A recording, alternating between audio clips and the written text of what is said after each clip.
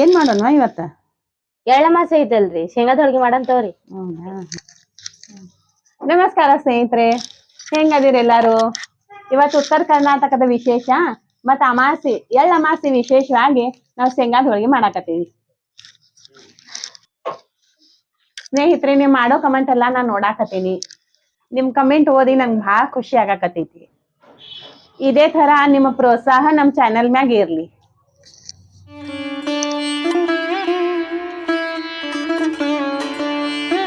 ಈ ಶೇಂಗಾದ ಹೋಳಿಗೆ ಮಾಡಾಕಂತ ನಾನು ಅರ್ಧ ಸೇರ್ ಶೇಂಗಾ ತಗೊಂಡ ಹುರ್ಕೊಳಾಕತ್ತೀನಿ.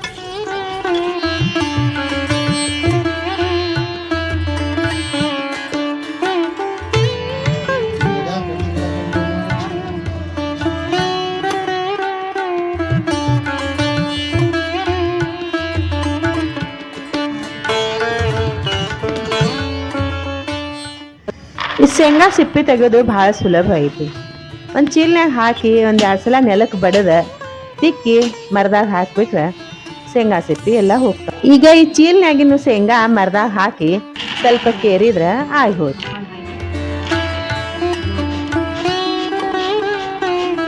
ಈ ಶೇಂಗಾ ಅಂದ್ರ ಬಡವ್ರ ಬಾದಾಮಿ ಇದ್ದಂಗ. ಈ ಶೇಂಗಾ ಜೊತೆ ಸ್ವಲ್ಪ ಬೆಲ್ಲಾನು ಸೇರಿಸಿ ತಿಂದ್ರ ಹೃದಯ ಆರೋಗ್ಯವಾಗಿರ್ತೈತಿ, ಹಲ್ಲು ಗಟ್ಟಿ ಇರ್ತಾವು, ಮತ್ತ ಕೊಬ್ಬ ಕರಗ್ತೈತಿ.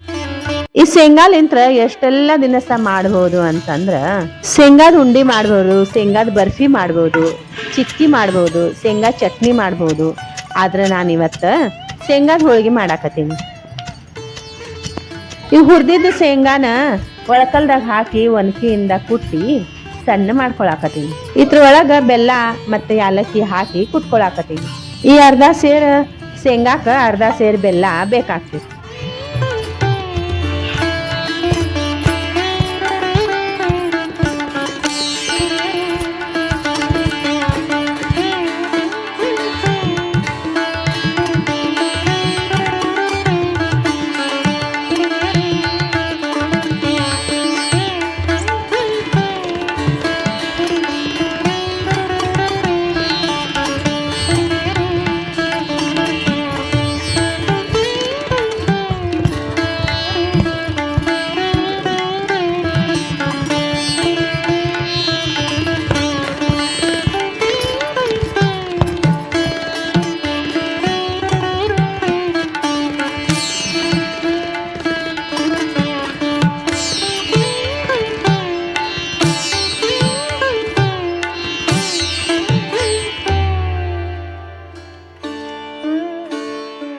ಹೋಳಿಗೆ ಮಾಡಾಕಂತ ಹೇಳಿ ನಾನು ಮೊದ್ಲ ಚಪಾತಿ ಹಿಟ್ಟು ನಾದಿಟ್ಕೊಂಡಿದ್ದೆ.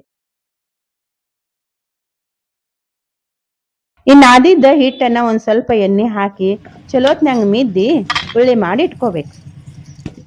ಈ ಉಳ್ಳಿ ಮಾಡಿದ್ದ ಕೈಯಾಗ ಒಂದ್ ಸ್ವಲ್ಪ ದೊಡ್ಡದು ಮಾಡಿ ಶೇಂಗಾ ಮತ್ತು ಬೆಲ್ಲ ಕುಡಿಸಿ ಹೂರ್ಣ ಏನ್ ಮಾಡ್ಕೊಂಡಿರ್ಲ ಅದನ್ನ ತುಂಬಿಟ್ಕೋಬೇಕು.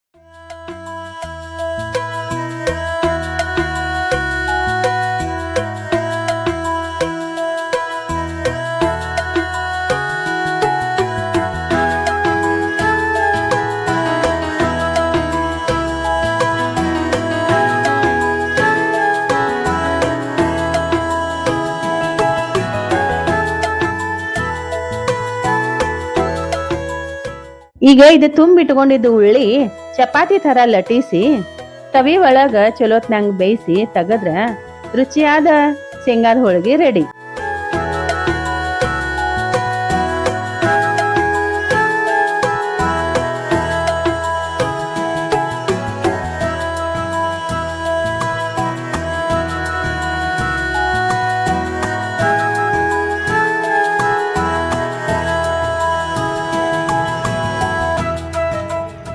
ಒಬ್ರು ಕಮೆಂಟ್ನ್ಯಾಗ ಶೇಂಗಾದ ಹೋಳಿಗೆ ಮಾಡಿ ತೋರಿಸ್ರಿ ಅಂತ ಹೇಳಿದ್ರು. ಈಗ ಶೇಂಗಾದ ಹೋಳಿಗೆ ತಯಾರಾಗಕತ್ತಾವ ನೋಡ್ರಿ.